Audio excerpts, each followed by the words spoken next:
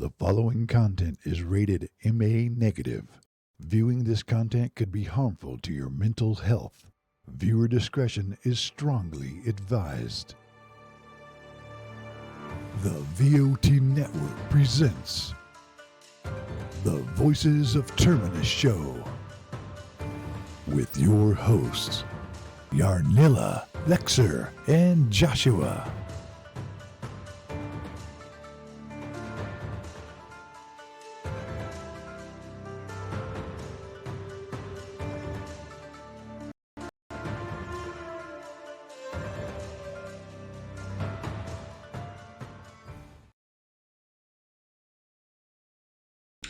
Welcome everyone to the Voice of Terminus show. I'm Yarnilla, joined by Josh. Say hello.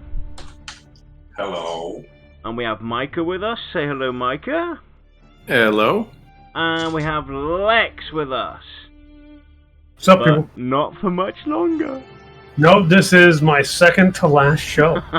And in the background we have Shy, who's not feeling all too well, but she's still managed to pull herself together to be the here germs for us. are winning. So I'm relapsing. We feel for you, Shy. But hey, everybody! So today's discussion is going to be talking about the recently streamed race models from VR. They revealed the character models for the Archai, Dark Myr, and the Skaar, and we will be getting into that in a minute. But before we do, I want to quickly just jump over to what has been happening and what is coming up. So Baskin put out a video about Pantheon. Is it too niche? Was the title, talking about, you know, is it set up to, you know, for a certain audience? Is it set up where it can evolve, where it can expand, where it can actually approach a broader audience, especially with the, let's call it the new age gamers, because let's be honest, apart There from ain't no Micah, room in maybe, this world for us apart old from Micah, fogies maybe anymore. we're the old folk here, you know, we're really old, so we're past that age, you know, we're not the new age millennials and whatever you call it nowadays. And I'm past my prime. and then VR put out this development stream talking about the models, and then straight after that Pantheon Plus did a recap of the stream, and they will be streaming on the 12th a special show with VR's Jopper. Chris Perkins will be on there to sit down and chit chat with Minus and talk about Pantheon and maybe spill some beans. So we'll have to have a look and see. So you can look forward to that happening on the 12th. But let's go and talk about the recent reveal of much awaited races that we've been wanting to see. You know, we've seen the humans, we've seen the dwarves, we've seen the gnomes. I'm going to technically say no, because let's be honest, they're a ball. So, you know, maybe we can talk about that as well during this show. But, you know, we've seen some of the models already. And so let's get into it, guys. So you've all seen the release of the new models. We have them on screen now as well. What were your first reactions? And we'll start off with the Archai. And we'll go with our Archai expert, Josh, because he will be playing one, or plans to play one. So, Josh, were you excited? Were you disappointed? I thought that looks like they've all got torchlights shoved up their ass and turned on, and that's... Well, there goes PG! Yep, there we go. It looks like, you know, ever since Mike has come on, we just threw out PG-13 out the window. That's usually how it works when I come around, though. So the VoT show, Lion, if you're watching, please do a intro video saying that the VoT show is unpredictable and definitely not suited for a younger audience. We're likely not PG, though we strive to be. No, but Good boy, having a look at the models, they really, really, really do look good. I'm very impressed at how they've added more layering to the Archai. The color models, or the color palettes of the light is really popping, and it really, really looks good. It's just a pity that they're going to be covered with armor for the most part. Yeah, definitely. Which is going to hide the effect. But I just really, really like the direction that they've gone in this. And the one good thing that we will discuss later is that each different color has a different attunement. So I think that's something that will also be handy going forward. Cool. So, Lex, what was your take on the Archai? To be honest, I think they look much better than they did that we've seen in the placeholder or the previews before. They're a little more true to life in the style that Pantheon is taking on. I love the tiny cracks and fissures on the all around the body, really. Yeah. They do kind of give me that construct feel, so the textures are definitely spot on. It would be really cool to see what kind of customization you can do to them. We know that maybe the glow will be able to change color. Maybe we're going to have different color skin, which, that's a pretty common thing that you could assume is going to be there. But I mean, we know that the Archai are more or less formed into their shape. They're basically like golems, or if you're a D&D fan, they're the Warforged, I guess, of this world. It would be really cool if we saw some kind of like chisel marks on certain defining areas. Yeah. Complete fluff, not needed at all, but it would still be really neat. Cool. But yeah, thumbs up. Micah, what about you? Archai.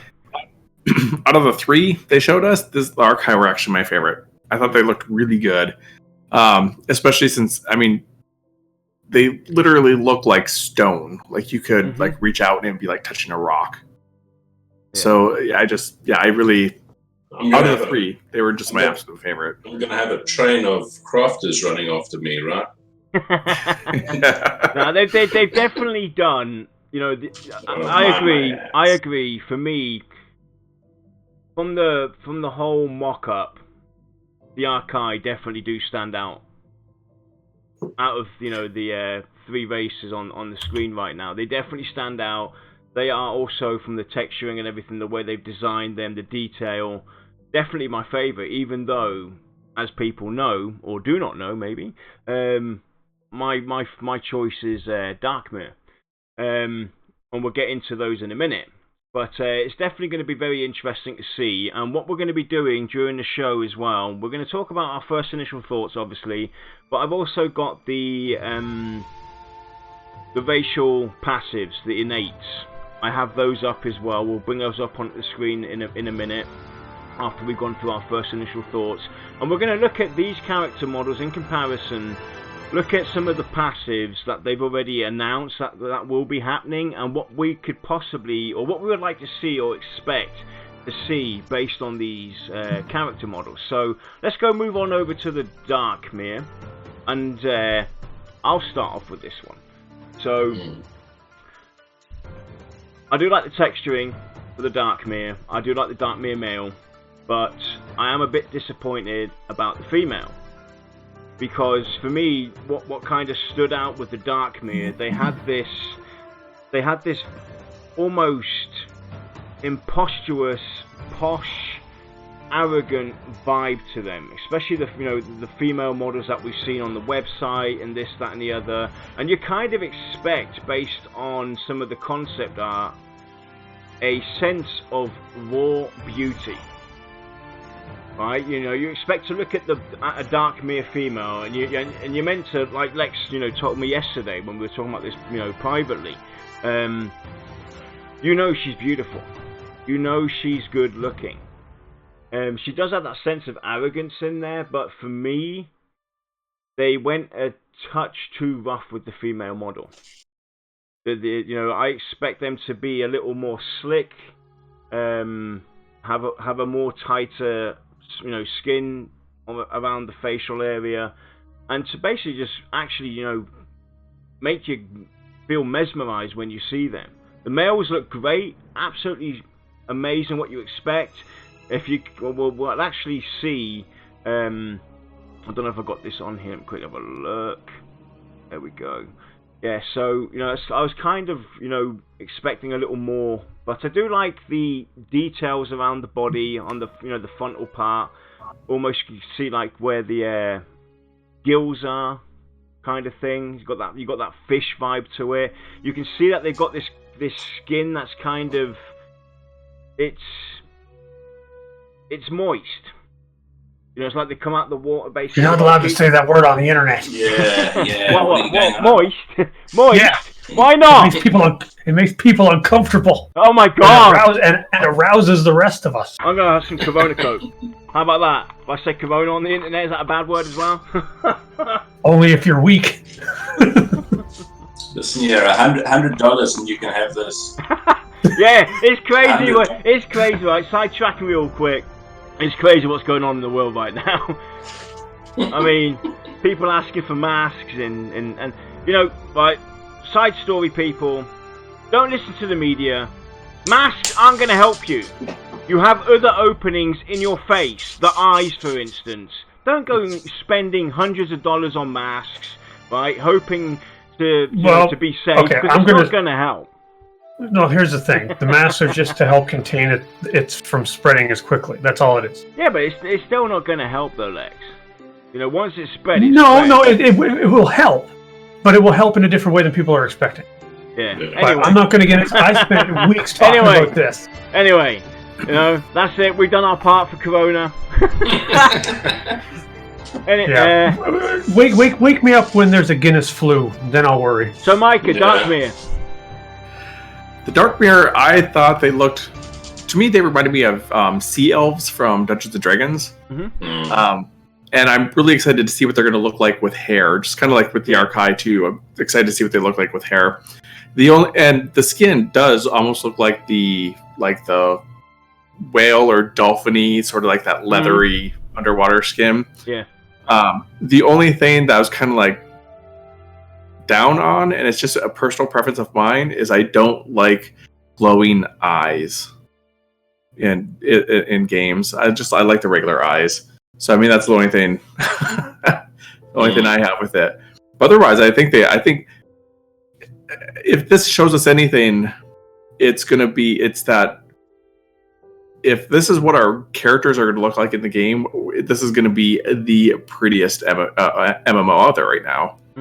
Because these are all just really good. But yeah. Lex? I'm pretty much with you, Jörn. Like, the male looks great. I see a lot of influence from the character Abraham from Hellboy. I mean, that's who I see there. So the male, using that as a reference, you can see the male being fleshed out very, very well. There's no real female reference to go by, and you can kind of see that the female was. And when I say a little rougher, I'm talking like minutely rougher. Yeah. Because there is a lot of interpretation if you do use, say, Abraham as your reference material to transfer that to female. Well, it's close, but not quite.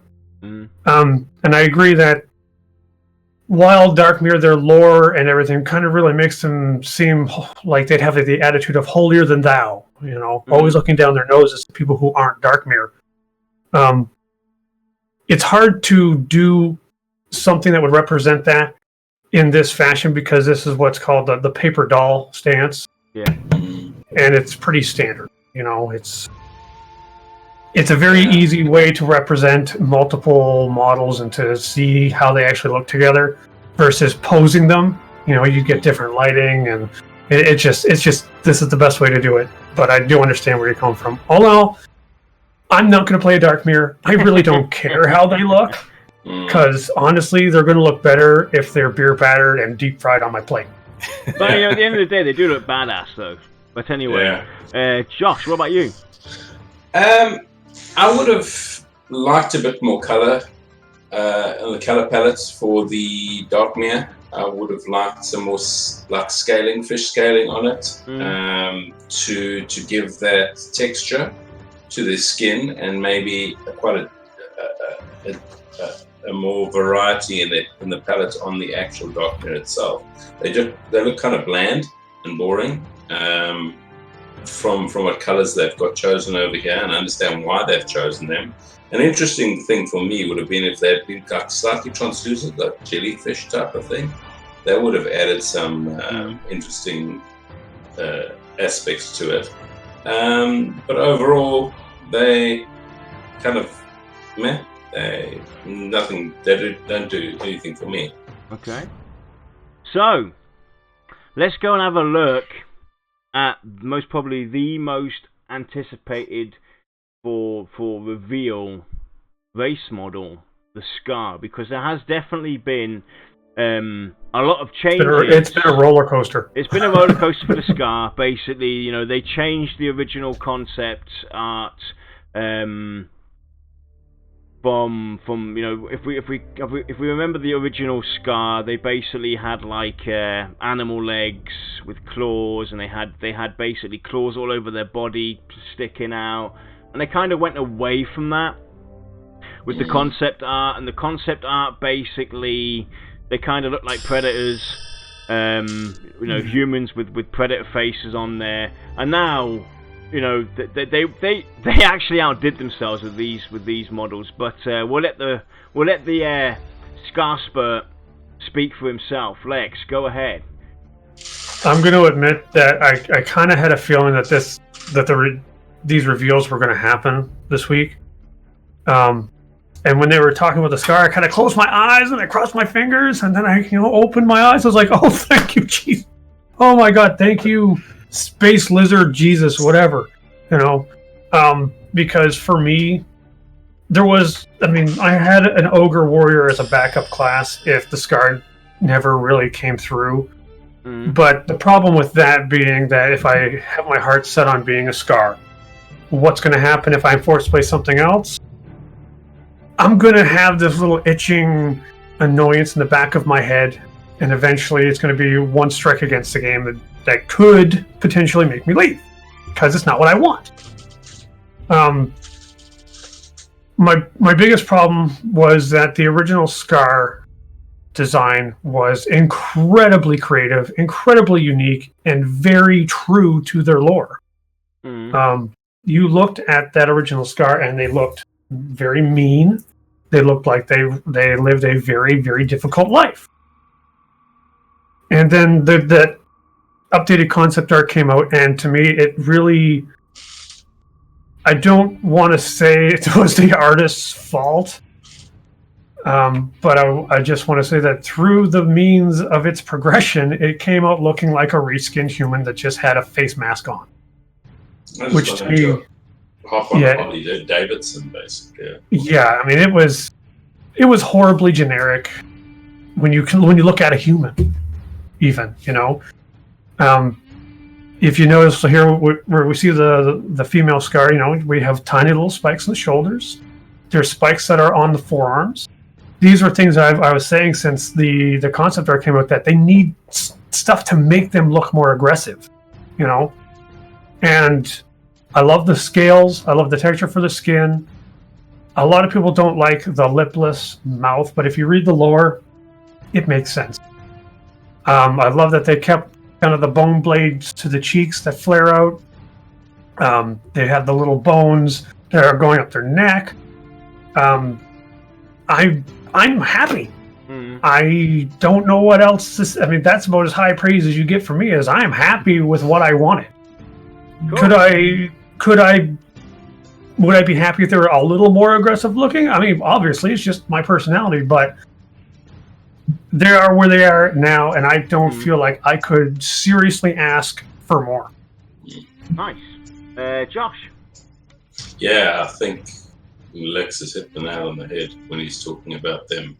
They really do look like an evil race, and that's what you want from them. You want that dichotomy between good and evil, and these guys really do epitomize some badass evil dude that you want to play.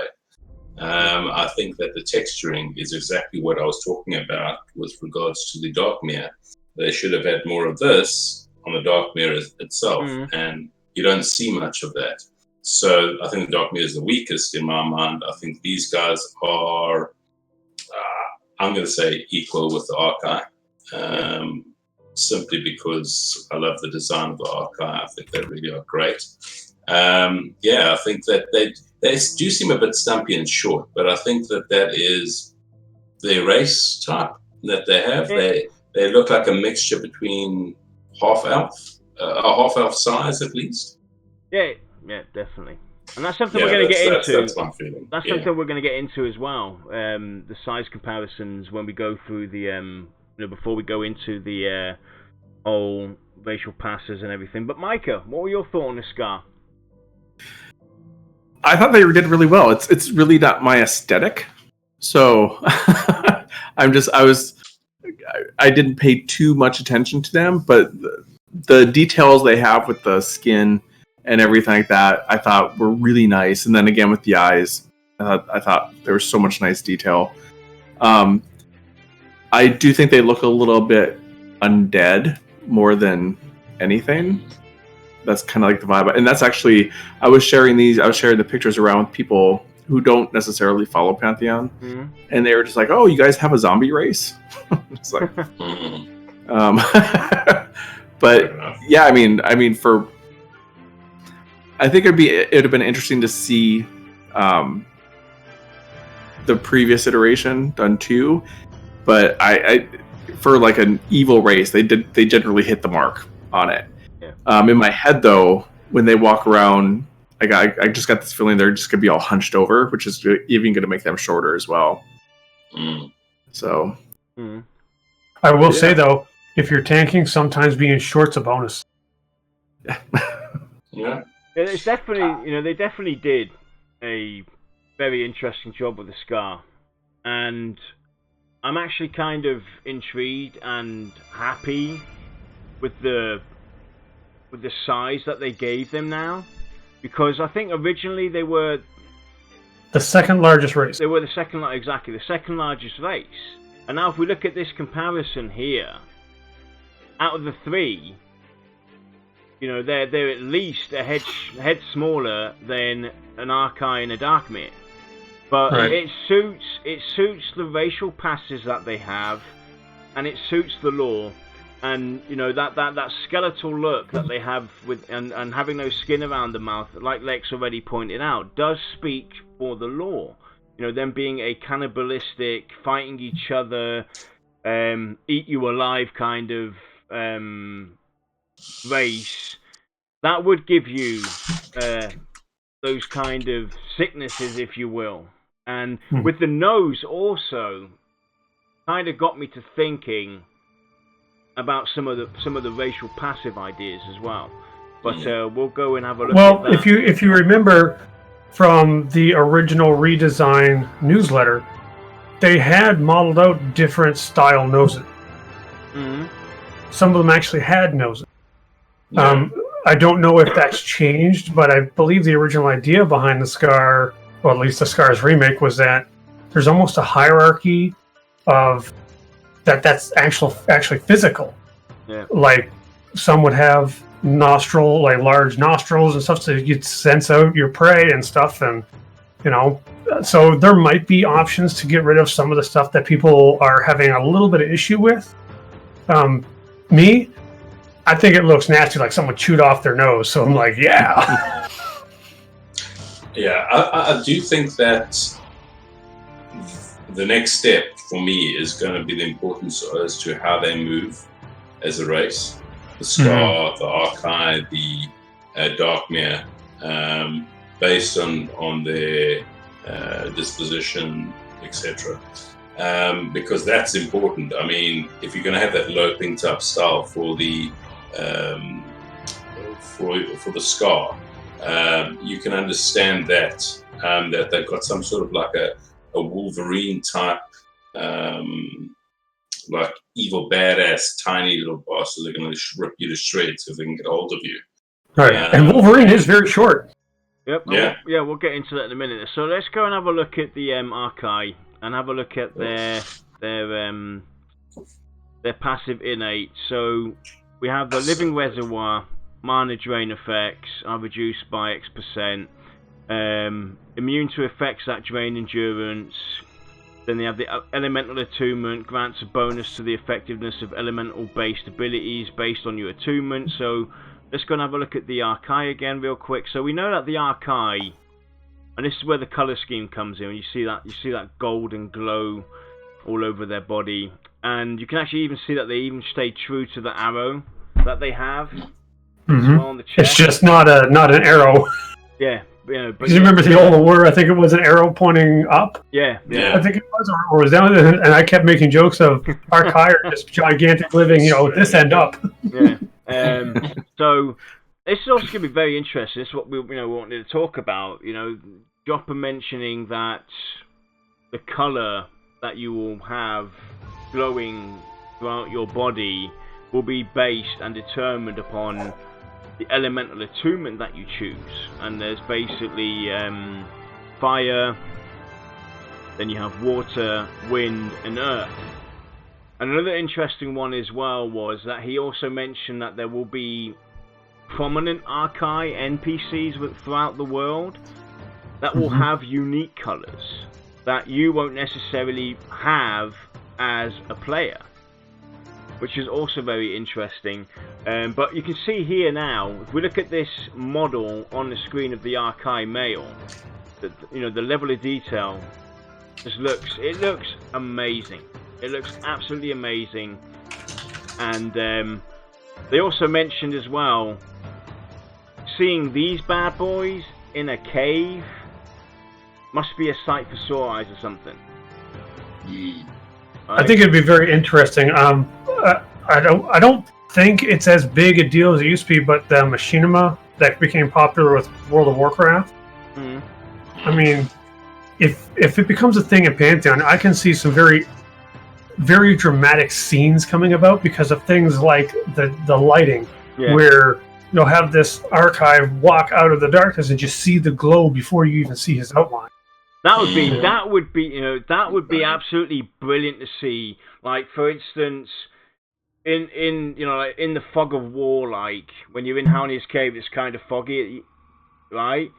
So you see this glow coming towards you out of the fog, and then it outlines the character's body last. Like, that would be amazing to see. So let's talk about movement, because you mentioned this already, Josh. Yeah. Right, seeing how they move in the world. Now, if we compare the Archai, they seem to be the tallest out of the three, and you kind of expect with the look that they have, them being molded into their shape and form.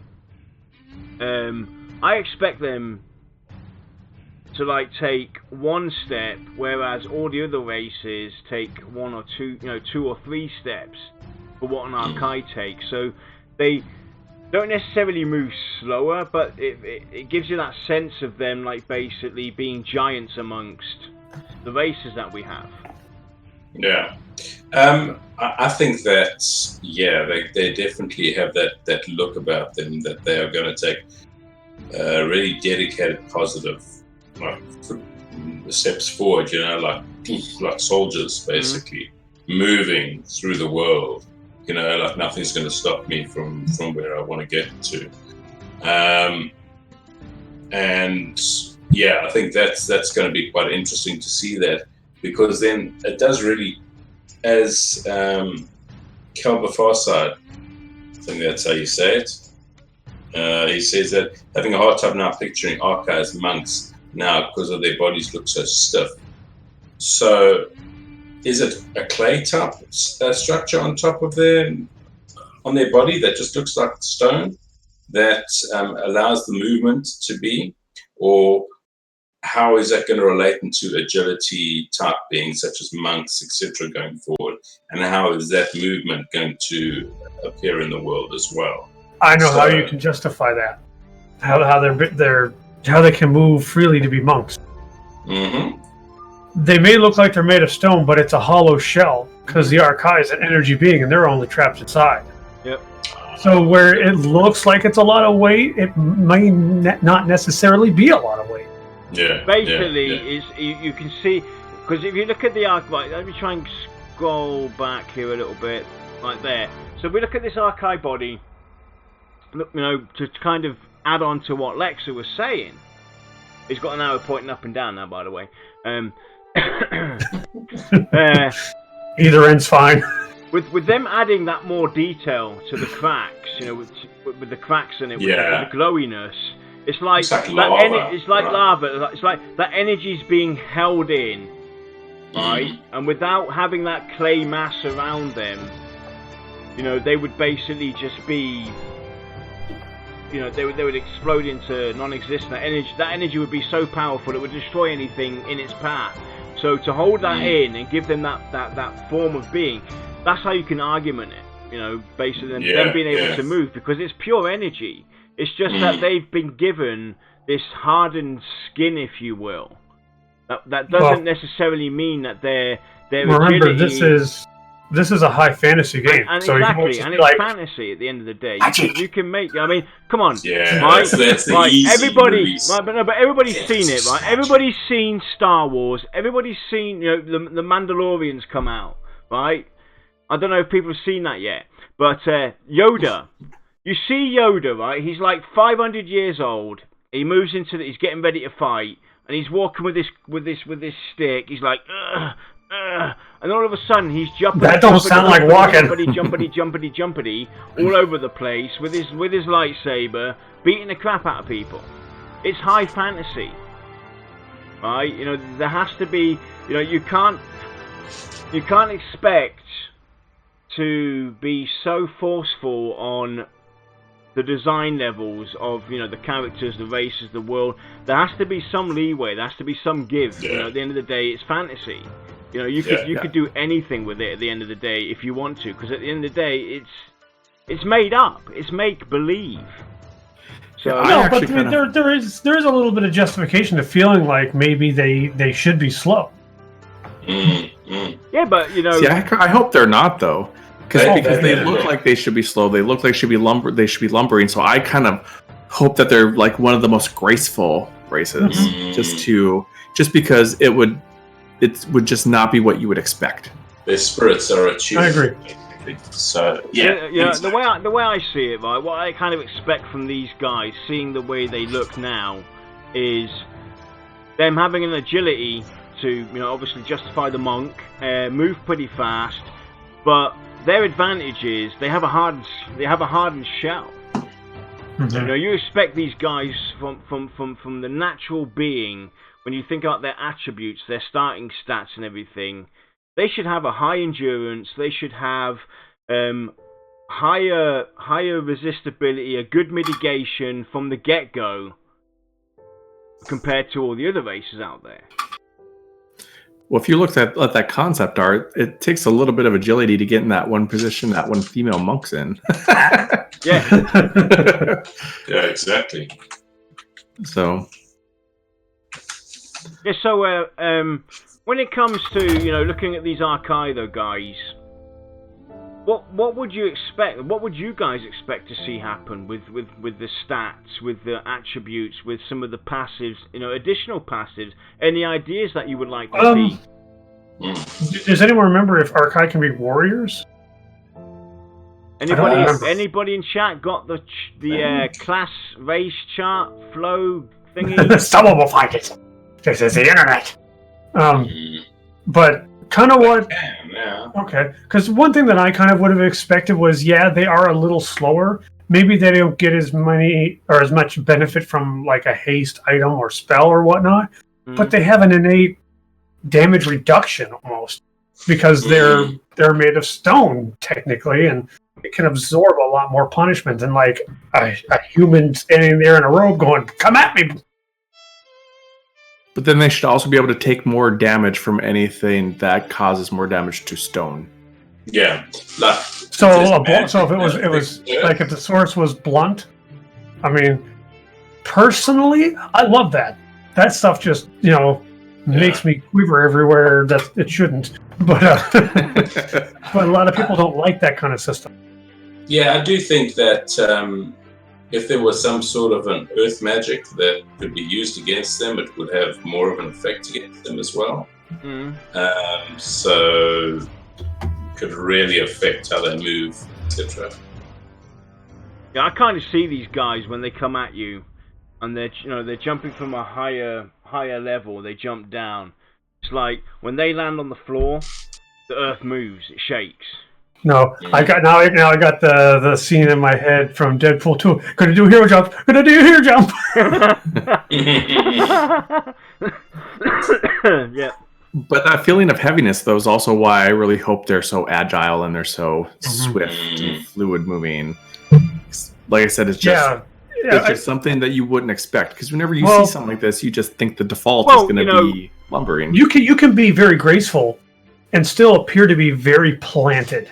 Yeah, which is kind of what I hope I see out of I almost said XR. But what if it, kind of like me in real life? Yeah, but what if it, guys, right?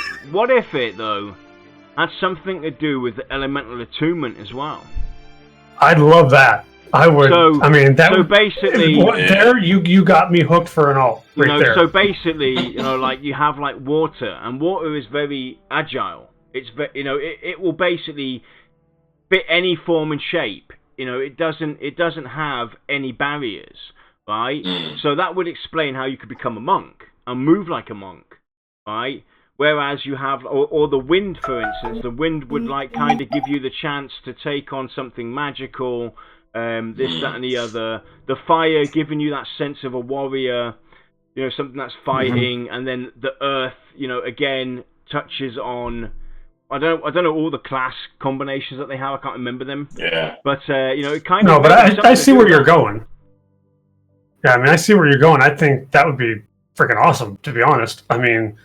If you could say it's almost like a minor stance that, not necessarily in the way that most people would think from stance dancing and WoW or anything, but more like almost like speccing yourself into a specific attunement on top of your regular specialization for your class.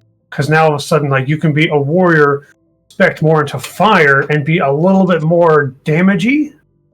Or you can go into air or water, and you're a little bit more utility, maybe a little bit of support. That would yeah, exactly. Because that would kind of give the Archai, the race, its own unique archetype, advancement system, right? That is different completely to all the other classes. Yeah. And that's right there. You do something like that, I guarantee you that race's population, at least for a while, will absolutely explode. And that would basically add another layer to the game, because that's something that's always kind of baffled me, is we have all these different kind of races, but apparently we all skill the same way. It's very much. It's like, why can't there be different types of the way you skill, or the way you advance, or the way you modify that class? Because you don't necessarily have to have an archetype and go, right, we've got the archetype monk, now you can become a bruiser or a brawler, right? Yeah. It's like, why not go a different path? So, and this would be, in this example, with the elemental attunement, a way to go and do that. You've picked warrior. You are a warrior class. Now, you've gone and picked you got your elemental attunement, which is fire. As a prime example, it's fire. But you can go and get yourself a second attunement. As long as it was justified in some logical way, with the Archai, it makes perfect sense. I would just love. I just love the way the Archai have been done. I'd love to see, for instance, you having pets as well. Maybe a ranger pet or a summoner pet or something like that. It's got the same effect as what you have as an Archai. But I also want to see all the other races have an Archai pet. You pick up a rock, you throw it, and it turns into a big. Go get him, Fido. It's like the Pokemon. It's like a Pokemon. You got like this rock, and it's got a glow. Depending on what elemental attunement it is, it goes pika pika. You know what I'm gonna do now? I'm gonna get a rock. I'm gonna go get a rock. I'm gonna put googly eyes on it, and he's gonna be my pet Archai. Yeah, that's what we should do. Right, we are going to China. China, listen, we are patenting. We're going to patent that idea right now.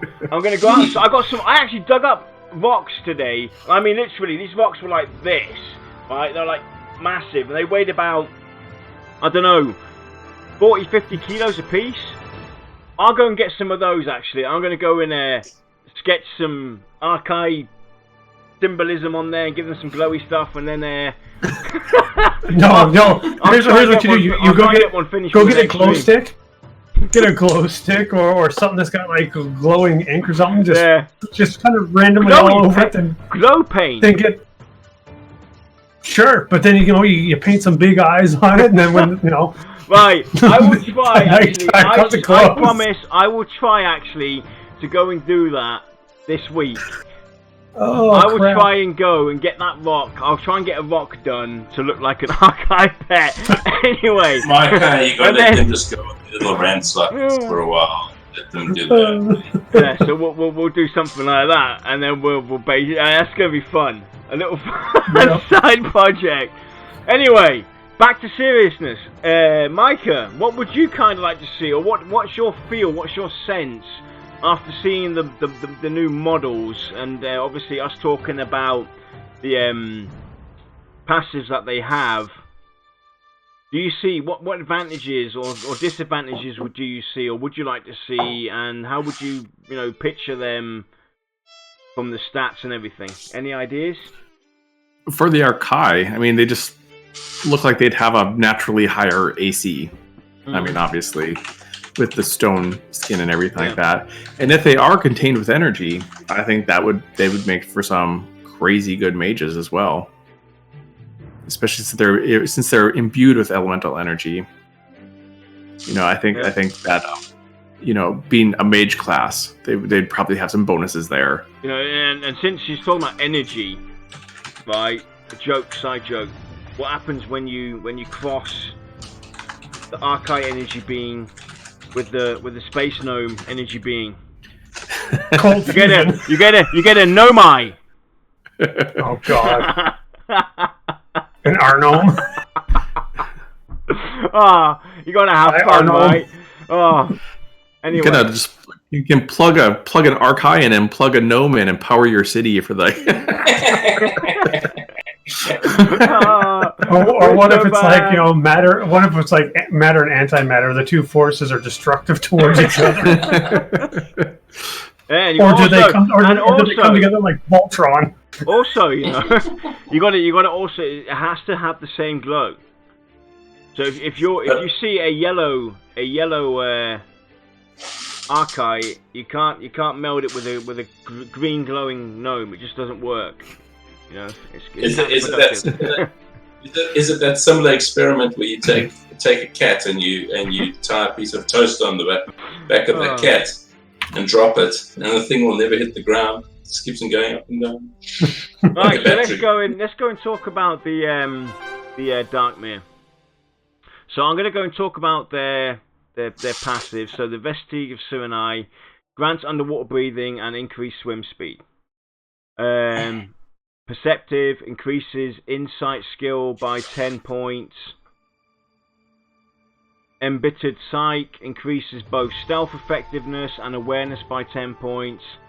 Born of Deep Waters grants an innate bonus to anaerobic and pressure acclimation.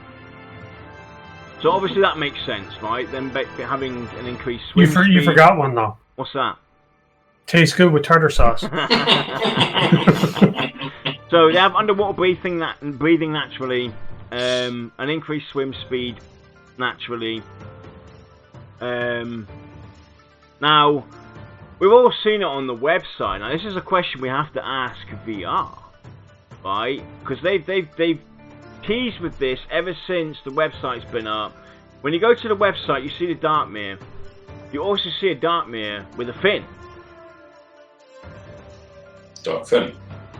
You know, is that still something that we could expect? Is that going to be a clicky something, or when they enter the water they get a fin coming out, and now they're swimming like, you know, with like a fish?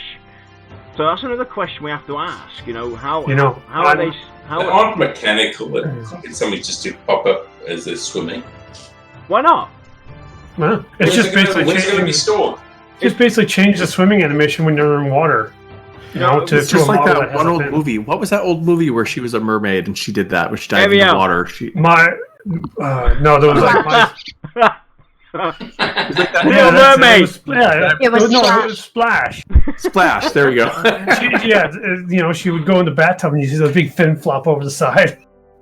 Yeah, because magic, you know, it's magic water, something like that. No, but what I would like to see, though, right, in all honesty, though, is obviously you can't see it on these models, but maybe that's something that they could still add, and it would still justify the character models. Is when they hit the water, they have like this extra layer of, you know, like skin.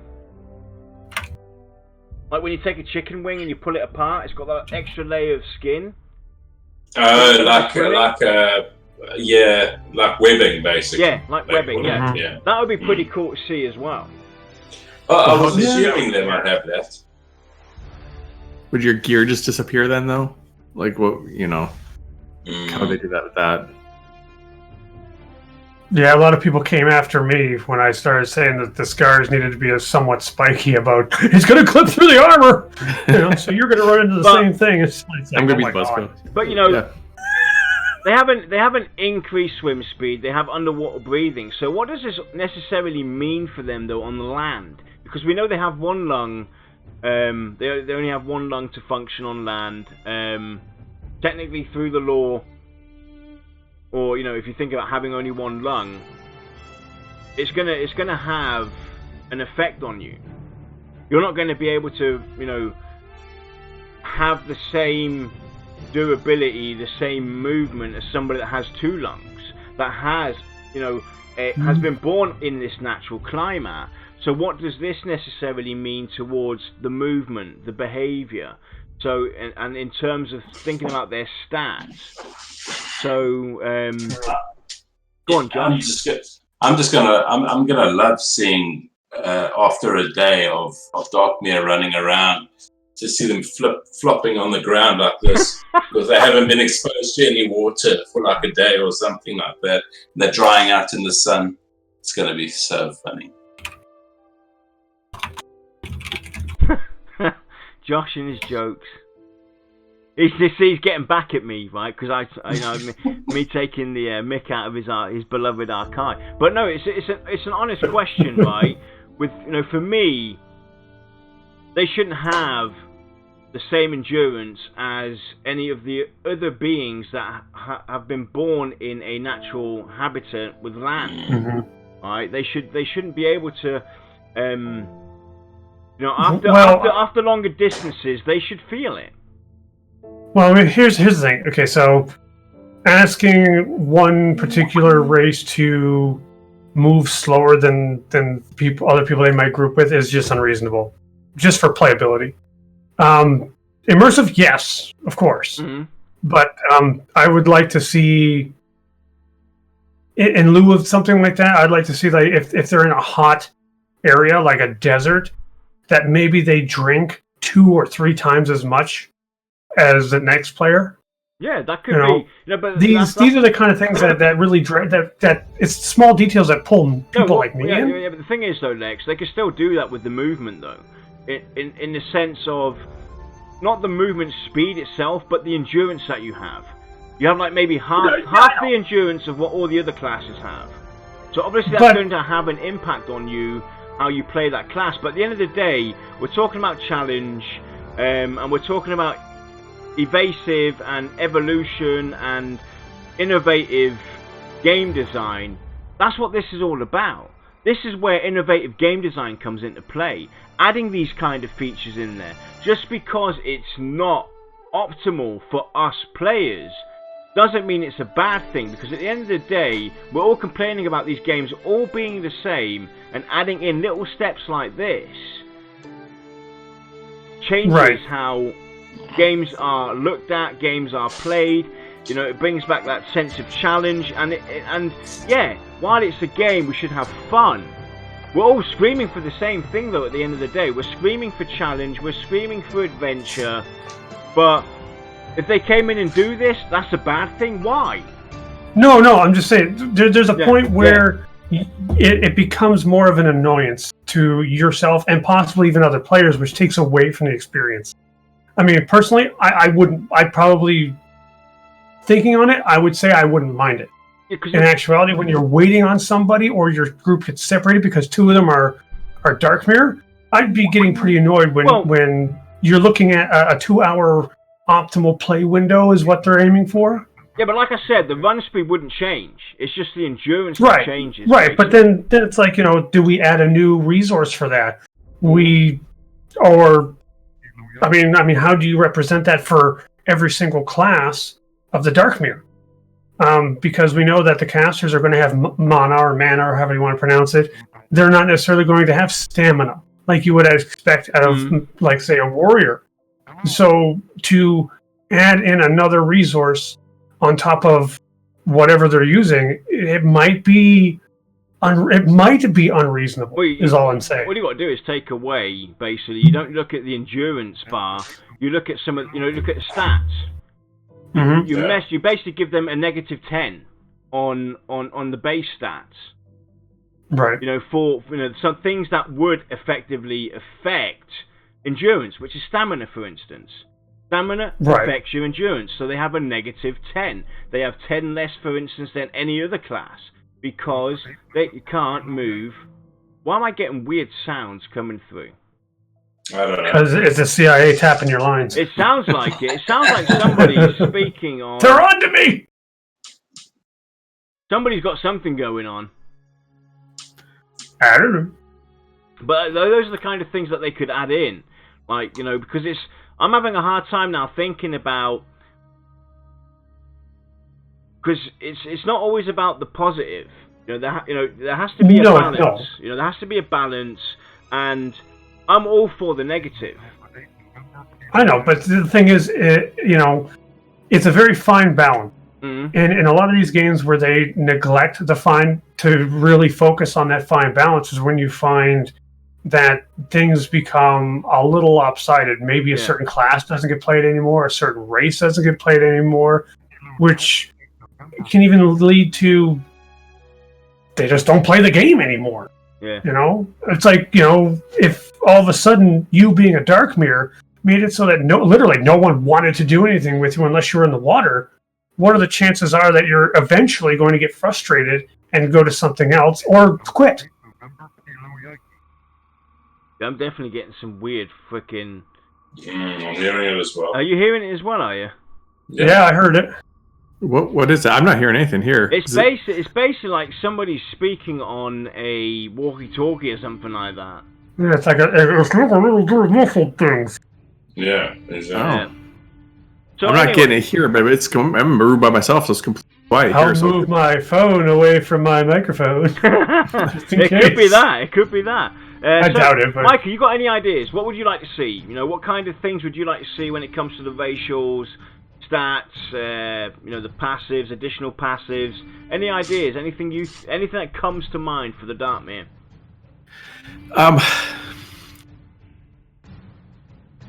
I mean, not really. When it comes to like the negatives you were discussing, like Lex was saying, it's just too tricky when it comes to that stuff. Because I was even going to bring up the fact that no one was going to play them either if you do that. But at the same time, if they do have any underwater content, then no one's going to want any other race. So it's kind of already know that there's going to be underwater. Yeah, especially since half the Dark Myr city is underwater from what Joppa was saying. Yep. Yeah. So, but yeah, if there's any sort of like underwater swimming content, that could be. No, and that begs the question as well, though. How is that going to be for the other player races? How are they going to be able to interact? Because we did a show on this talking about having how cool it would be to have certain sections underwater that are only accessible for the Dark Myr. but maybe there's a way for other classes or other races to get into those areas and things like that, because that would kind of, that adds another layer of the immersiveness, the realism to it, them being an underwater race from the natural being, and it's definitely going to be... As long as they kept it fluff, though. I mean, if it was something that you had to go get this item because you had to go to this area, but this race doesn't have to do that. Yeah. Then that creates an imbalance, and that's just it. Yeah, it's difficult. So, I mean, if it was just fluff stuff, like, you can access this portion of the Dark Myr city as a halfling or a human or something like that, but you need this item to get there. As long as there's nothing there, that as long as it's just kind of like, I just want to go to see it. It's like, then it's like with... just for the record, because I'm watching chat, Kedge Keep can die in a fire. Say again? Kedge Keep from EverQuest, that zone can die in a fire. Right, so you mentioned something earlier on though, Lex, as well, with like drinking twice as much, for instance. I really like that idea. Yeah, I mean, it's simple. It doesn't affect anybody else. It only affects you, and it affects you in a very small way. Yeah. But it is still having an effect on you because of your choice. Yeah. So while it may not be to the extent that some people would like to see, it's a nice middle ground between the people that wouldn't want to deal with some negative effects and people who would like something extra for flavor. Mm-hmm. I think the one... Go on, Josh. Yeah, I think the one area that I think we also need to look at is also how the various races react to one another, just from an NPC point of view.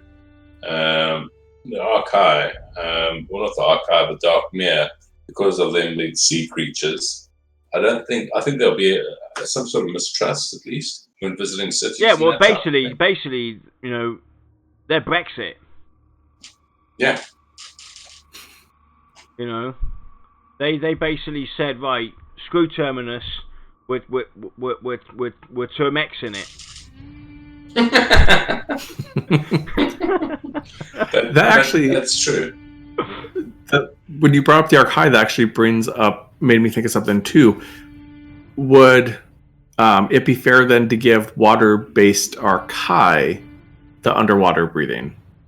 I would think so. Like I'm saying this as a guy who's going to play Skaar, who's likely to have the most detrimental effects possible when it comes to water. I'd be fine with it. I mean, to me, it makes sense. Yeah. I would be, any kind of elemental attunement that any class, any race has, they should benefit from it. At the end of the day, it's only fair to give them those benefits. And it makes sense from a lore perspective. It makes sense from a design perspective, and it kind of gives a lot of variance as well. And this also brings in the means for replayability, for testing out other class race attunement combinations as well. It doesn't matter which race it is at the end of the day. We don't know how far all these elemental attunement things are going to actually impact, or how they're going to impact other classes or races like the humans, the elves, the dwarves, the gnomes. We don't know how, or even the Skaar. We don't know if that's going to have some kind of impact on them as well at some later point. In development, it could be something that is, maybe that's something that's natural to the world of Terminus. And it's something that could be added in later on, and that would give a lot of variance, because you'd see a lot of different people trying out all these different types of attunements and class combinations and all sorts of things. So it's definitely a very, very interesting thought, and I'd definitely be in support of it. So if you have an Archai that's water attuned, he would have maybe he wouldn't feel the pressure when he's underwater. He could swim. Now, this is going to sound weird, but the first image that really popped into my head was that scene from that SpongeBob movie where David Hasselhoff. That's it. He turns into a speedboat. That's your water Archai. Because if you think about it, though, right? So, but this also means, though, right? Let's take the Archai again for Micah's example. Now you've got the water element Archai. The Archai are they're a molded rock being kind of thing, so they would be heavy. That means you throw a water element Archai into the water, you throw any other element Archai into the water, they plump down to the bottom because of the weight. They're heavy. Actually, that's a neat idea too. If for Archai, they don't swim; they just go straight to the bottom. Exactly. But now, and just being water attuned means you can breathe. You can breathe. You can actually rise up faster. Even though technically, I don't think Archai breathe. Yeah, exactly. So maybe they don't breathe. Maybe they don't have that. You know, maybe they don't. I just think it'd be neat to be, if you're doing a quest underwater. Say there's a bridge. You know, you're swimming by trying to look for like a ground spawn or something. All of a sudden, this Archai jumps off the bridge, and goes right past you. Yeah. Hey, I'll be right back. I'll find it. But that actually makes sense, though. That's actually a good point. You know, from a lore perspective, they shouldn't have any problem with the atmosphere. Be it water, be it air. It shouldn't affect them at all. The same with the gnomes. Obviously, a gnome being, pure energy, going into water, we don't know what kind of effect that would have. It could short circuit or something like that. You know, we don't know. But it does make sense, Lex. That's actually a good point. You know, having the Archai be unaffected by that, but they have the advantage of being, having the water attunement to it. We're kind of drifting away from the Dark Myr, but it doesn't matter. It would make sense then, because they would be able to move more fluent in the water environment. They would be able to rise a lot faster than, say, a fire attuned Archai or a wind and earth Archai. Yeah. But does that mean, though, that an earth Archai moves faster on land? Has a natural bonus to speed? Has a slight speed buff? I would say no, because it would just make them, in my mind, denser. Mm-hmm. But I would say maybe wind would make them a little faster. Or wind. Maybe a fire Archai also has a higher resistance to, fire environments. He's unaffected by fire. Maybe. I mean, there's a lot you can do with that kind of system. Yeah. Yeah, exactly. Especially with the Archai. And obviously the skin tone of the Dark Myr is going to be very interesting as well to see that. I do hope that they have white hair. I mean, they've shown it on the concept art that they do, because that's definitely something I'm looking for. Skin tones, blue, grey, green, purplish skin tones for the Dark Myr. But I hope they go crazy with skin tones, because you see so many beautifully colored fish. It's just they could pretty much do as long as you do not VR. As long as you do not come up with a freaking Nemo skin tone. Clownfish. Clownfish technique on there. Yeah. No clownfish. No clownfish. Awesome. They could do anything from blues to yellows and oranges. They could even have a prismy effect on their skin. Yeah. I mean, there's so much they could do because there's so much variation in underwater life. Would be really cool if they could find a way to do the lighting effects to where the lighting actually almost makes it look like a rainbow hue instead of just white. So one thing I do want to ask, based on the models now, with the passive that we've already been introduced with, they increase both stealth effectiveness and awareness by 10 points. How do you see that working, especially the stealth effectiveness? In PvP, if there is PvP, huge. The effectiveness is going to be big simply because anyone that plays a rogue or anything that can use stealth means you can get further in or less chance of being detected and crap in your pants. And it kind of makes sense as well to say that they have this bonus as well, because they weren't naturally born in the normal lands. They weren't born on Earth, on earthly ground. They're a water being. So that means that also having this stealth effectiveness and awareness makes sense when they're on land. because they don't, they haven't been attuned, they haven't been acclimated, they haven't been around for, and living like this for hundreds and thousands of years. Whereas a human, an ogre, an elf, Skaar, this, that, and the other, they've, things have evolved around them. People have gotten better at making traps and this, that, and the other. So it makes sense that they are kind of like unaffected by stealth beings and have an awareness for them. They can sense them being there because they spend most of their time underwater or in the water, basically. So that's definitely suits the style that they've gone with as well. It kind of adds to that now. It kind of makes sense seeing these class designs and looking back at what they released on the passive, it makes a lot of sense on how they've done that. So let's go and move on now to the Skaar model. We've got some nice pictures there, and we'll talk about the Skaars. I'll talk about the Skaar passes that they have. So long suffering, increase maximum health by 5. Fear of the Nine God grants an innate 20% resistance to fear effects. Pack Hunter increases movement speed up to a maximum of 5% when in range of Skaar group members. Now, with that, and looking at these models, especially with the Pack Hunter, without going into too much, because we've already talked about this. This has been talked up and down. The Pack Hunter thing is one of those things where, again, they've done justice to the Skaar. The whole thing's been an up and down, and they haven't stopped.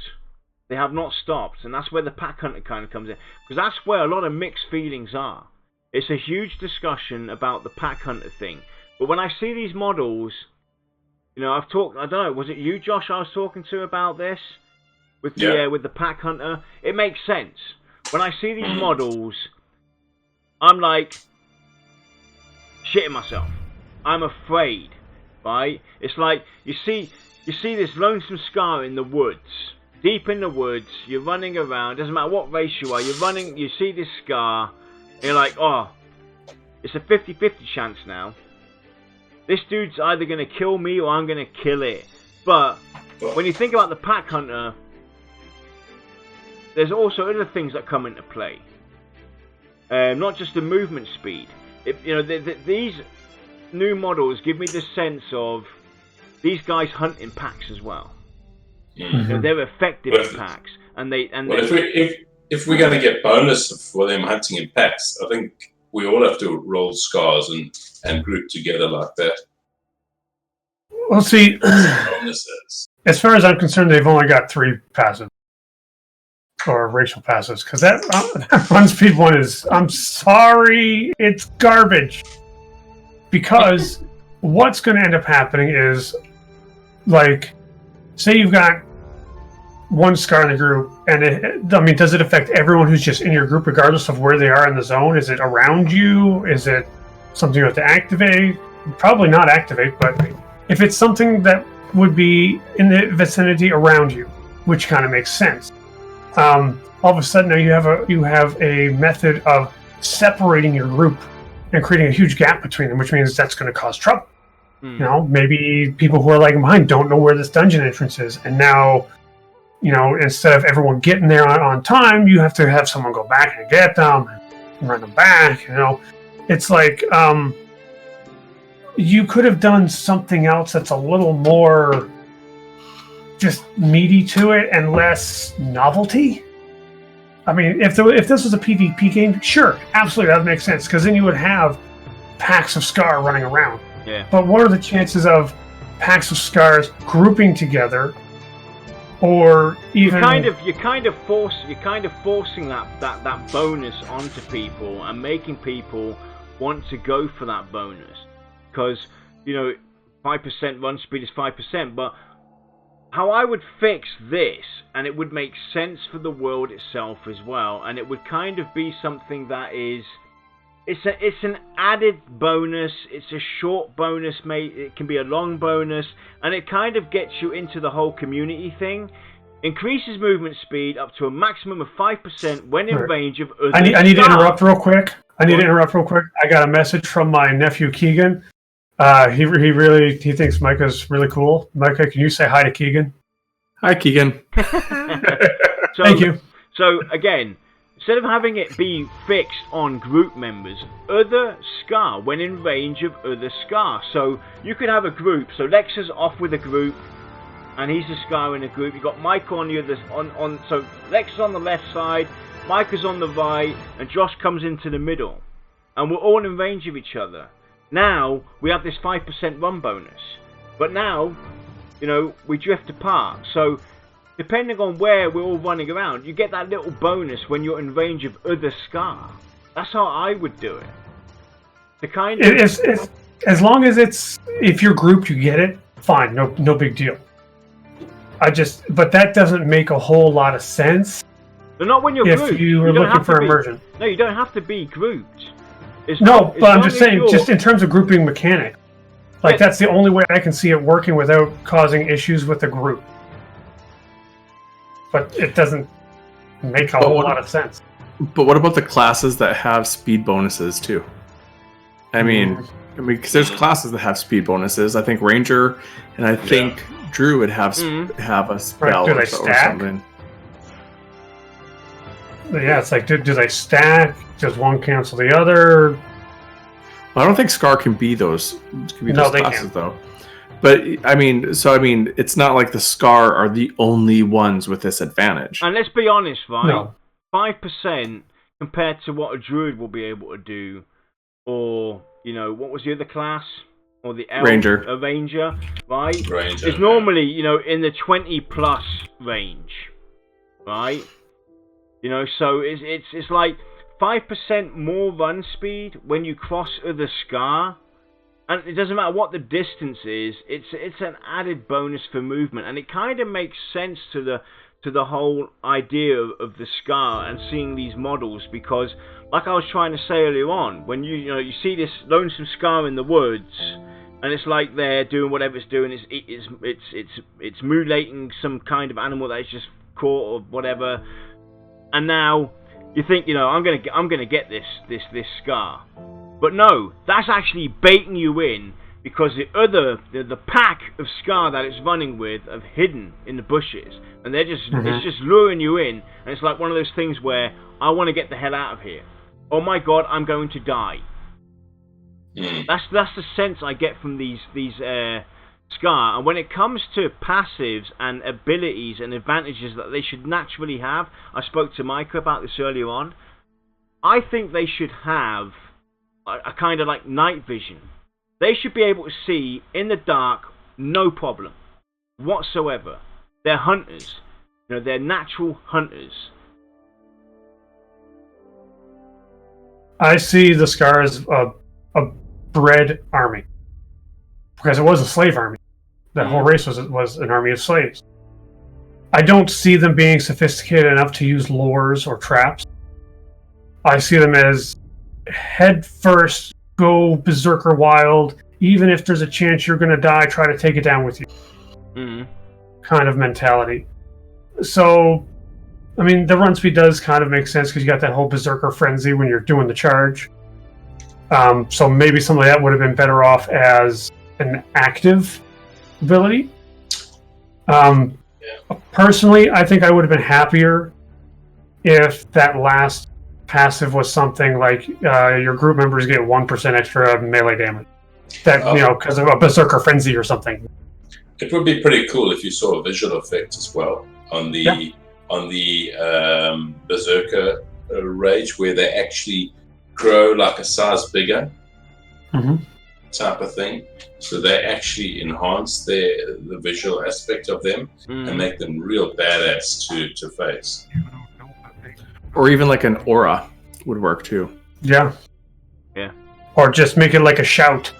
Like just shout, everyone around you gets into a berserker frenzy and runs faster. And I just use berserker frenzy because it's the only thing that comes to mind, really. But that's, again, all in all, plus 5% to strength. Yeah, like in the end, as far as I'm concerned, the Skaar only have 3 passives, and I'm fine with those. I like those 3. So, yeah, but what other abilities though, or things should they have? Passives, be it active, be it passives, be it stat-wise. Like I said, for me, them being natural hunters, having the ability to see in the dark, just as like clear as day, kind of thing. For me, makes sense. They're natural hunters. They've been in the wild. That's the thing. I don't see them as hunters. Why not? It's just they're basically, as far as I'm concerned, it's almost like a disposable army of berserker warriors you send in first. Yeah, but they kind of, they kind of like broke free from that. They did. I mean, yes, they are free now. They overcame that and basically. And yes, you would have to adapt to survive, but you wouldn't become an apex hunter just because no one's forcing you to fight now. I mean, you're still gonna just fight like crazy. When it comes to like hunting for food, I see it more like a bunch of people trying to chase a chicken. The person who gets it eats. But that's just me. I have my own little dream world where I see the Skaar a certain way. Even taking that view, looking at these beings, the way they've been designed, it's like they should have a heightened sense of smell. They should have a heightened sense of vision. Their eyes. If you see the eyes, like they're lizard-like. They don't have the typical pupil that anybody else does. It doesn't matter if they're hunters or not. That's the kind of bonus I would love to see the Skaar have. No, I just see the Skaar as more. And I see them more almost mindless aggression. And basically, the question is as well the endurance as well. They could have a heightened endurance. So like, I don't know if there's going to be the option to run faster for a short period of time. There's nothing to indicate that, unfortunately. So that's another thing. If that was a thing where you could do like a short sprint, these guys should be able to excel and run a little bit further than anybody else. So they would have a longer endurance in that sense as well, being able to move a slightly longer distance than any of the other races out there. And I mean, I could see that. Having a leathery skin as well, it's not stone. But stone can also be chiseled, so that could also. Well, using EverQuest as a precedent for this. Look at the Ixars. The Ixars had one of the bigger experience penalties. I think it was 20%. But they had innate regeneration. They had an AC bonus. They started off with very high swimming. They could see in the dark. And it's one of those. It's. I almost want to go back to Elder Scrolls building your own class, where you could be just badass, but you had to make some big chinks in your armor, And that's kind of how I see it being balanced with the Skaar as well. If they were to get racial stat bonuses to mitigation because of their thicker skin. Maybe they had better vision or whatever. Maybe they had some way of almost like a short-range track. Then there has to be something to counterbalance that. Otherwise, you run the risk of having a race that is way overpowered when compared to, like, say, a human. So you have to throw in some downside. Yeah, but at the end of the day, right, if you look at the humans, though, they have something natural that none of the other races have. Yeah, we have. And, I mean, usually the being hated by everybody is a huge detriment to people. I look at it as a bonus. It's not that. It's humans. Basically every character model that's been produced in any game where you have a humanoid, where you have the human race, is the adaptability. We're the most adaptive race out there. We can adapt to any situation. We might have major disadvantages over a Skaar, over an ogre, over any other race out there. But we have the adaptability which they don't have. You know, we can adjust, we can learn faster. You know, we have ways to, you know, counteract everything and learn from it. Whereas a Skaar is going to take a lot longer to learn about its mistakes because they're too busy fighting each other and, you know, scavenging for food, like you said, and this, that, and the other. Then, you know, the problems at hand that are affecting their race, whereas the humans don't. That's where the balance comes in. You know, and that's the kind of thing that I'm talking about, because that's everybody's always looking at this. You know, you have to balance it this way and this way. Question I have to ask though is why do we have to do that? Isn't this the kind of thing that's kind of got us into the situation we're all in now, where we're disenfranchised from these games, where every game kind of feels the same, looks the same, nobody's trying nothing different or trying to change things up? No, you can be different. I mean, I encourage people to be different, but you still have to remember that it's something where it's going to be torn apart. On the highest of level, it's going to be torn apart and analyzed. If you don't bother doing a good job balancing, then you're definitely going to run the risk of running into all these meta builds and cookie cutter specs, and which it would have to people like you and me is going to ruin it. You know, it definitely, you know, there has to be a fine balance. Like, it has to be well thought out. But this is the kind of thing we should be pushing for. Because we're all screaming for, yes. You know, we want challenge, we want this, we want that, we want it to look But great, you can still do that balance. Right, yeah, exactly, you can do it balanced, but, you know, yeah. That's all I'm saying. Add it in, you know, add in certain things, though, that, you know, kind of... Because that's another thing that people complain about. Humans, they're all the same. Why don't we have barbarian humans? Why don't we have humans that live in the ice? Why don't we have humans that are just naturally evil? And murderers. Because you can't put me in a video game. There's copyright problems. You know, things like that. Anyway, Micah, you got anything to add, Skaar-wise? Josh? The only thing... Go on, Micah. Go ahead. Okay. The only thing I was going to say is if they would do something, like with what goes with what you and Lex were saying, if they would do something like with their vision, and everything, if they would get like a higher accuracy with it, it would also only make sense that they would have a lower evasion with their just crazy, we're going to just claw you to death sort of thing. It's not like they're going to be nimble and jumping out of the way and everything. They wouldn't be as agile as, like, say, the Archai monk. Yeah, you know, it's so it's like if they that's I mean, that's what Lex was saying. It's so you can't put one at a disadvantage. We do want challenge in our games, but the challenge shouldn't come from the character creator. No, you know, so you got to have like that. I think the one thing that I'd add in is that as the Skaar get older, I don't know if age would ever be a thing, but it's been cool to see that those barbs on them get bigger, maybe cause some sort of thorn damage to attacking mobs against them. So that could be pretty cool. Mm-hmm. When it comes to, like, say, the character creation stage of a game, I'm all for customizations. But anything that is good needs to have a downside so that you don't just say, oh, I'm immune to physical, I'm immune to magic. Oh, by the way, I don't need food. Oh, and I can heal myself. You know, it's like the real value comes in hard decisions.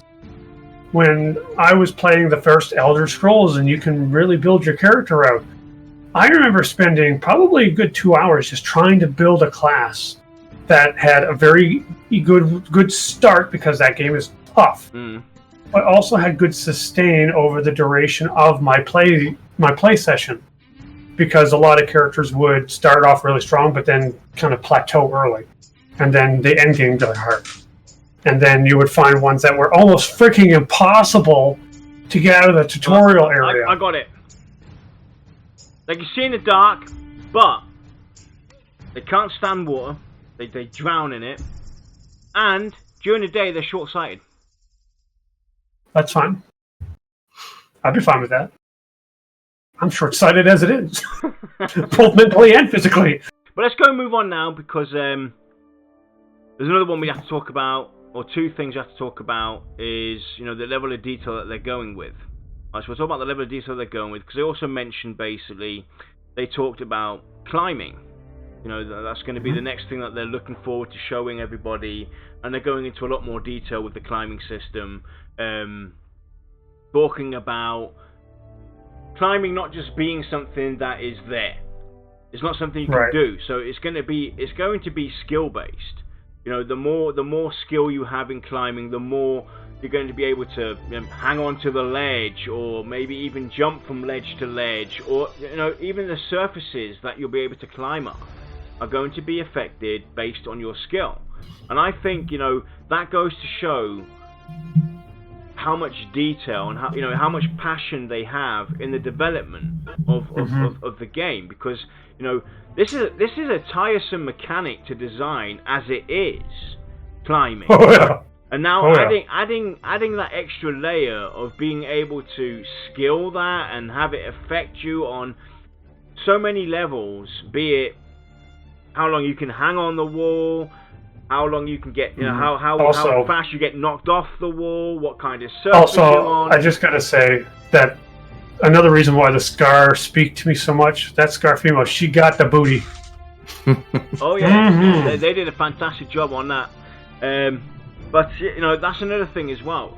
That is so interesting to hear that they're putting so much passion and they're so excited even with systems like this, and they're devoting so much time, even though they're such a small team, to things like this. And it goes. This was something that Job mentioned, basically. This is not just for the climbing system. It goes without saying that they look at every aspect of their game and they take it with such passion. Mm-hmm. There's also something to be said about the input that they're willing to accept, good or bad. Mm. Yeah. I mean, I know people are sick to death of hearing me say it, but I mean, I was on a freaking warpath with the Skaar. And now I'm happy with them now, and I wasn't on the warpath because because I didn't like him. It was because in my mind, the revamp, or at least what we were shown as the revamp, was going against what they originally wanted. Mm-hmm. And to me, it was also a moral problem. So, and apparently, they listen. But if we look at, I'm going to quickly bring up though. I've got the Skaar passive innate and the concept art there, and this is actually a prime example. If you look at the Skaar, I can't look at that. No, but if you look at the Skaar concept art, it's still fairly close to the male and female characters. The male is close, and I do recall saying that I was okay. I was kind of okay with the male. I didn't like how it looked like his ribs were coming out. It made him look like he's undead. Mm. But like the female, it literally looks like she's just wearing a mask, and that she's. That's the clutch. She's wearing a mask. Yeah, and it looks like girl needs herself a petty. That's all I'm going to say. No, but still, if you compare it to the new character models, though, they still, yes, they're still stuck to the concept. They did. The skin. I think at the end of the day, it was a poor choice of skin toning for the female model on the concept art. But it's also a good example. I mean, I also recall saying that I don't like the concept art, but I'm willing to wait to see how it looks in game. Yeah.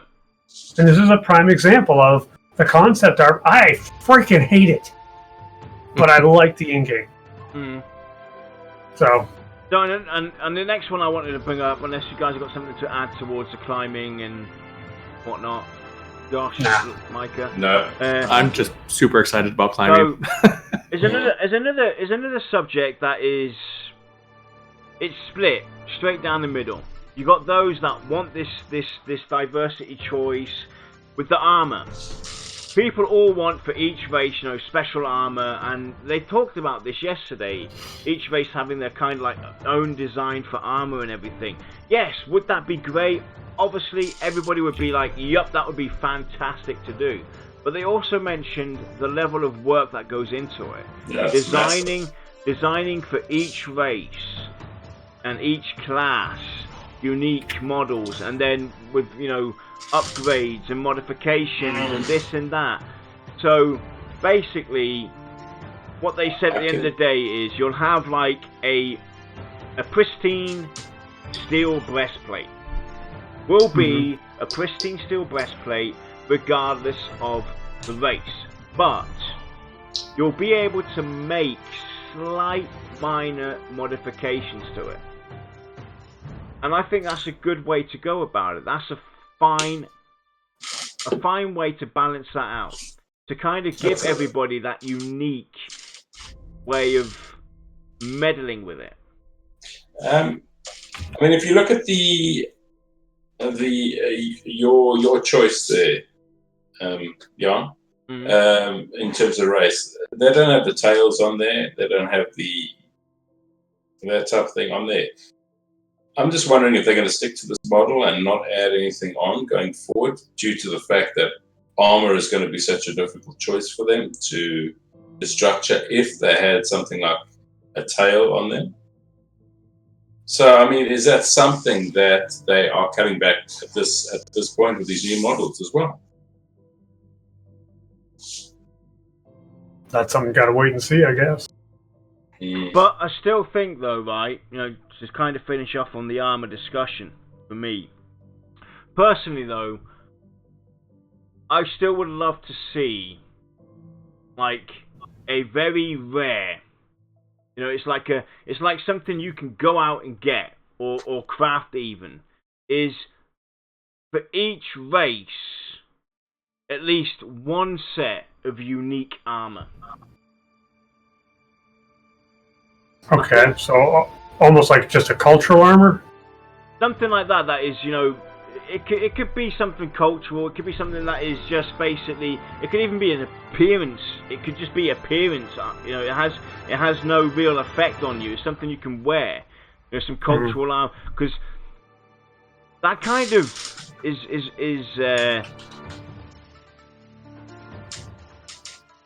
something that helps tie a little bit more of the story together, I guess. Yeah, it ties it together, and it kind of gives you that sense of the whole, you know, looking at all these races and everything, the cultural background, this, that, and the other. It makes sense to have, like, you know, at least one set of armor that's out there, with you know, where you can maybe change the dye and color it and everything.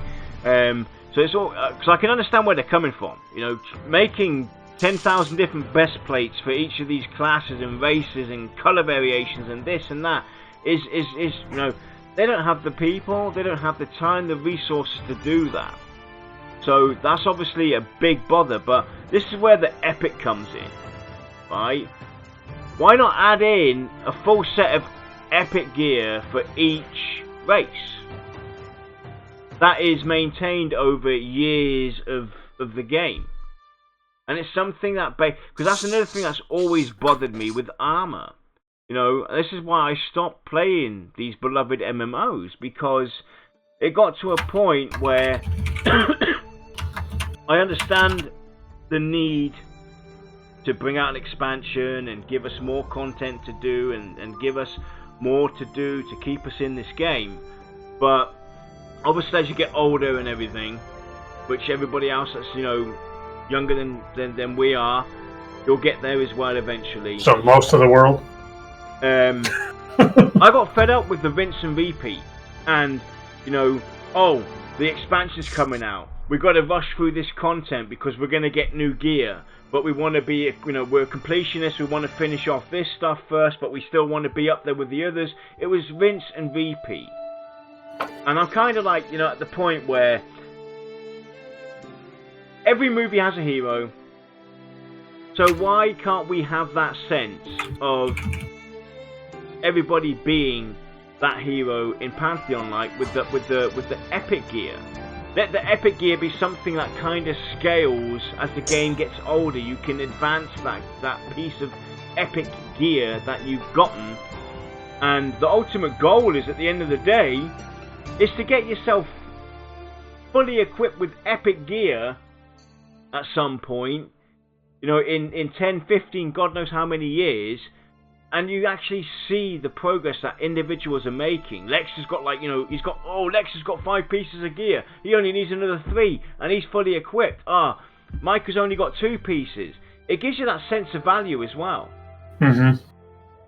I've been saying for a long time that epic anything needs to be rethought, because in every game where they have epics, they don't feel epic. Or because if they do, they only feel epic for a short period of time. And it's like, what's epic about something that's disposable? Yeah. And that also gives you, the ultimate goal, the ultimate, end game, a word I despise. People that are fully epicked, now you're actually going to meet the real game, where you have hell levels, and where the mobs just, literally are painful to engage with. The powerful gods or something like that. There's ways to expand on that with the epic gear. And they could say, hey, you got this epic gear, but now with this, the brand new expansion, Pantheon 2.0, you've got now mystical beings out there. Now you've got to go and, modify your epic gear to become mystical, to kind of withstand this magical aura or something like that. There's ways to expand on those ideas. Because like you said, Lex, it's epic. It's something I've worked a long time for. People see me with it, they know that, hey, this guy's been through hell and back. Well, it's almost like the industry itself has, in an attempt to try to one-up the person that's doing the marketing for their competitor, have been trying to use more impactful words, which is actually decreasing the value of the words that are epic. When you say epic, most people think, oh, it's just a purple drop from WoW. Yeah. It's nothing special, but epic is special. Even legendary. You think epic is epic. Legendary is oh my god, but it's nothing special. Yeah, and it's like having the epics doesn't mean it's something they have to release every expansion. They could go, first game's got an epic weapon. Whoopie-doo! Yep, we get a weapon. 3 expansions later, now they bring out the feet. And then an expansion later, they bring out the breastplate. And then 2 expansions later, they bring out the gloves. Or whatever, things like that. And that's the only gear you can modify, but you balance that out with a high cost, a high risk to achieve. You're going to need crafters to do it. You're going to need certain gear that you're going to have to farm to modify that gear to be acceptable to the next expansion or to the current level range that you're roaming in. Right. But anyway, what's your thoughts, guys, on the armor? With having intricate changes, but not having individual gear per se for each race. Does it? Definitely makes sense from a developer standpoint. But what kind of things would you like to see? We'll start with you, Josh. Well, I would like to see different the races having different types of armor, separate, even if it's just one set. I do think that it's going to be difficult for them because I know they're a very small group of developers. So where they're going to find manpower to do things like that is beyond me. But I do think that it would just add so much more cultural richness to the game. And I do remember playing EverQuest 2 when Vision's Peak, when we managed to get a full armor set through there before everything became so generic. How cool it was walking around with that armor, and other people didn't have that type of thing. So yeah, if they could get the same feeling or the same nostalgia going in the game as they did for EverQuest 2 for certain things like that, I'd be happy. Micah? I too like the whole racial gear, but it could just simply be glamoring or anything. I think that'd be fine. When it comes to things like epics,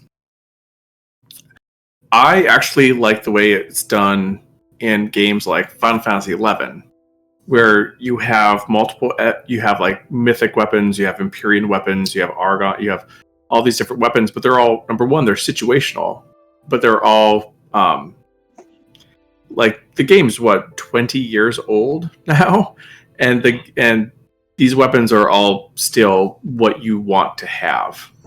Because even as your character grows, as levels grow and everything like that, they just make the weapons grow as well. So I really like that. Yeah. All I'm going to say is I'm a designer on another game. This is something that's very close to what I do, so I have to say pass. Okay.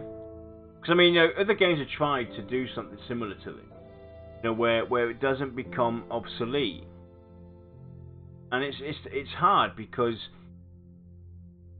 that especially with, like Lexa mentioned, a lot of games have taken have adapted the epicness of whatever Quest invented, or kind of like brought into the whole MMORPG scheme of epic weapon or epic gear. And now it's lost that value, but you can't compare it to what all these other games are doing.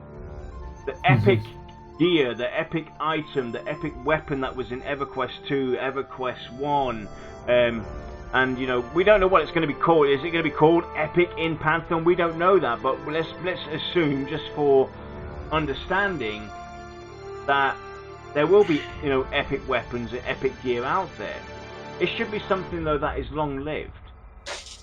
It's something that you can... That's the only item in-game you can modify. That you can adapt to where you currently are. With a high risk, again. Because it was a risk to get it. It's a risk to maintain that item. That's how it should be done. Because that's one thing that's just bugged the hell out of me. Is... You get this gear, the expansion comes out, that gear's now worthless. You now go and sell it to a vendor, or you break it down, experiment with it, and that's it, you're done. Now you go out charging for new gear because of the expansion coming out. There's new level range, there's new gear out there, or they've changed something to the entire stat system. Oh, now you used to have 5 stats that affected you, now there's only 2. Oh, you used to only have life of like 3,000 hit points. Now you've got 30,000 hit points. And that's kind of unbalanced the whole game and changed it all, the whole meta of how it all works. And that's the problem that we have. Trying to fix the game with those kind of means. And it happens because of this rinse and repeat. Think of ways to kind of make gear adaptable, like Micah said. It should be situational, and the gear doesn't all have to be the same. The gear that drops in the game should obviously, first things first, if I'm fighting somebody that's wearing leather armor, it shouldn't drop plate armor, period. Okay? It shouldn't drop plate armor. If I'm fighting something that's got plate on it, I can expect something plate. Or maybe he's got some undergarments on there that are leather, then that's acceptable.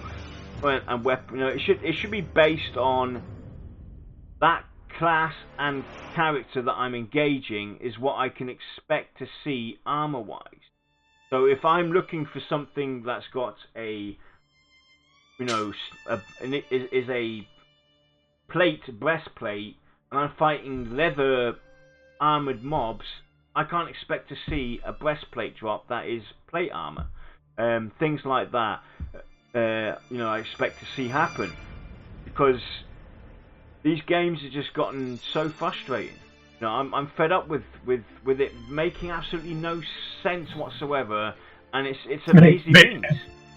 We need to make a shirt for the when we get the VoT website back up and we do a merch store or whatever, just have one that says "Make Epics Epic Again." So I actually want to address something that was said in chat by Luxuriance, and they were saying that they can't imagine trying to get a group together to make your armor or your weapons, but that's exactly what we've been doing for 20 years in Final Fantasy XI. I'm not sure about other games, but because, like, especially before the level 99 cap, when it was at level 75 cap, you could literally work for a year just on one person's weapon, but that weapon was always good. And you would do that. Like, the guild would get together and you would make runs for one person, and you would spend weeks or not months focusing on getting just one person their gear, and then you move on to the next person.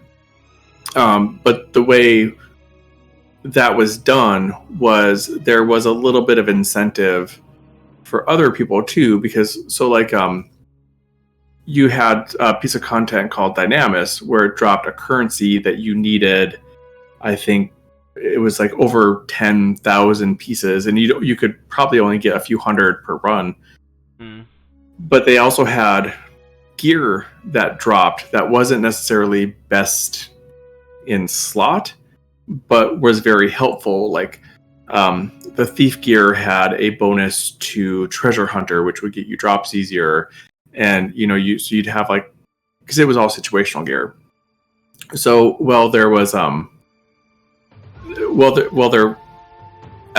these weren't weapons that everybody had, because you did need a group of friends to do it. This is definitely something that we did.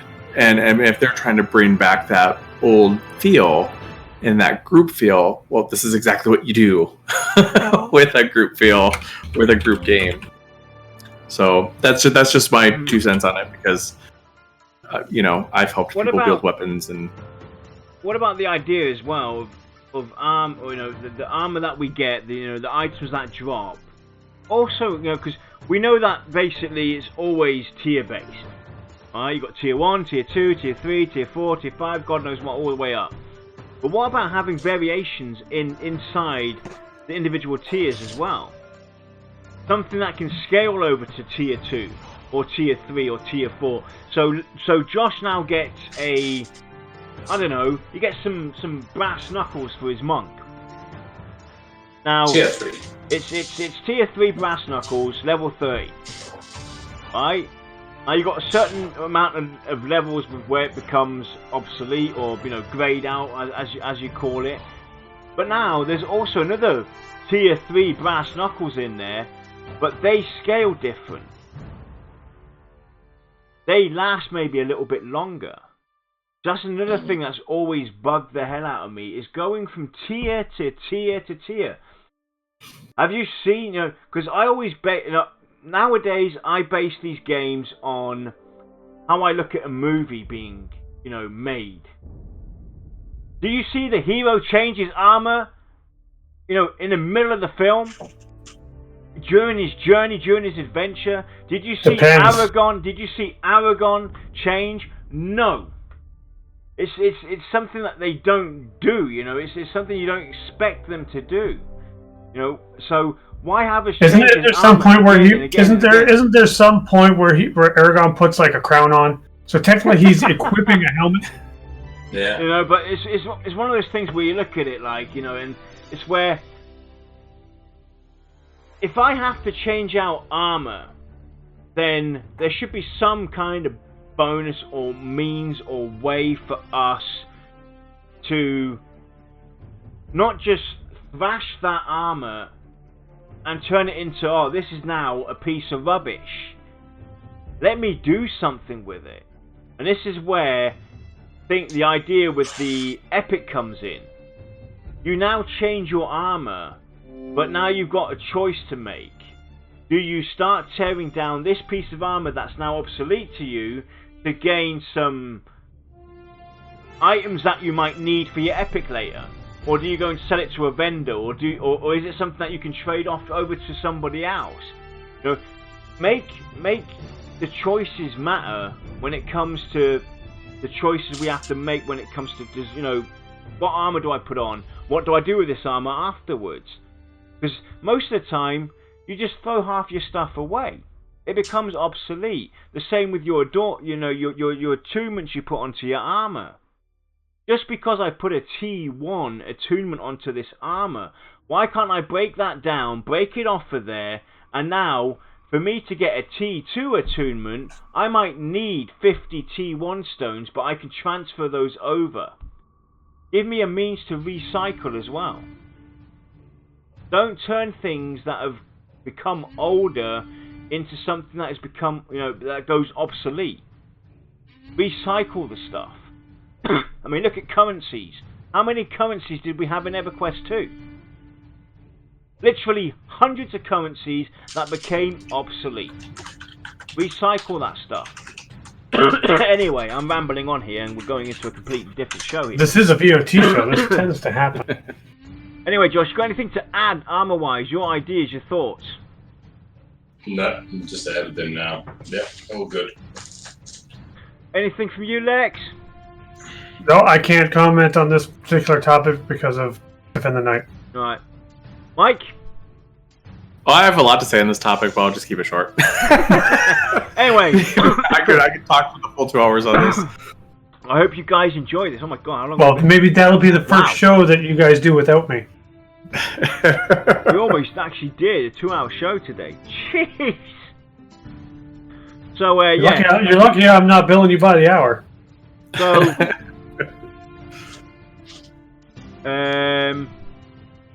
we have one question, Shai says. Go on, Shai, what's the question? The question is from Disroth, asking, he was wondering what everyone is speculating VR will be adding to the race class combo that they hinted at during the live stream.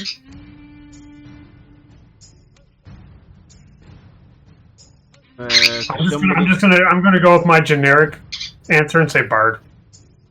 Yeah, that's what I was gonna say too. Well, they did mention that they were trying to get that in. Yes. From prior to launch and everything. Of course, if they do make it in, they do announcement. You realize a lot of people are just going to lose their freaking minds again. Lose their shit. Oh yeah, we've already seen gear with Bard on it too. Yeah. So, right. I'm going to say, right, Dropper, this is for you. It's the Cleroid. Actually, no clarification here. It's more of a: are we going to see a change in the race class combos? It's the honestly, for race class combo changes, I don't think we're going to see that. I think we're too far along for any major changes like that. But now, so we've seen the Skaar, we've seen the Archai, we've seen the Dark Myr, we've seen the new Ogre models. Have we? Have we seen the new Ogre models? I don't think so. Wasn't the Ogre the first one they redid? That was Orcs.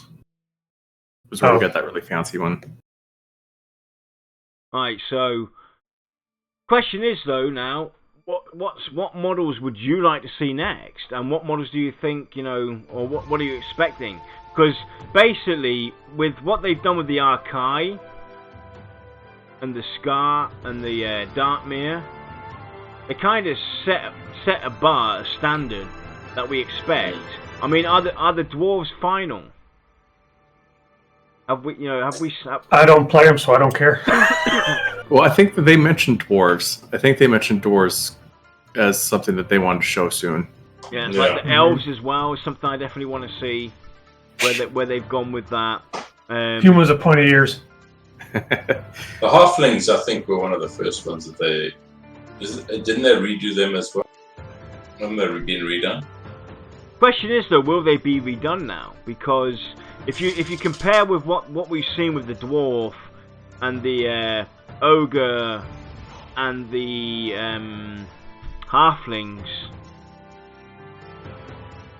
it's possible, but to be honest, they might just need to do a little bit of texture work to bring them up to it's definitely texture work. They need to be updated. Yeah. But again, from the beginning, what about the gnome? I was going to say that's the only one I'm actually really curious about. It's No, the I gnomes. definitely wanna I'd like to see see- a little more animation in them. No, I want to see VR. I would love to see a naked gnome. It looked like a light bulb.